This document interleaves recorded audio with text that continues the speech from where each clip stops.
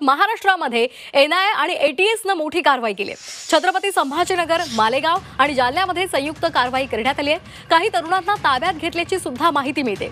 देशविरोधी कृत्यामध्ये सहभाग असल्याच्या संशयातून ही कारवाई करण्यात आलेली आहे। महाराष्ट्रामध्ये एनआयए आणि एटीएसनं मोठी कारवाई केलेली आहे।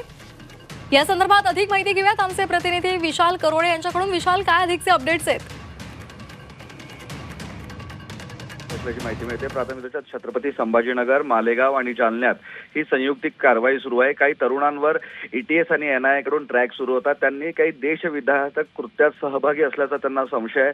त्यातनं रात्रीतनं ही कारवाई करण्यात आली। काही ठिकाणी तर अजूनही कारवाई सुरू असल्याची माहिती मिळते। मात्र सध्या याबाबत कुठलीही माहिती देण्यास एटीएस आणि एनआयएनं नकार दिलेला आहे। मात्र काही तरुणांना ताब्यात निश्चितपणे घेतल्याची माहिती आहे। जी, अगदी धन्यवाद आपण दिलेल्या माहितीसाठी।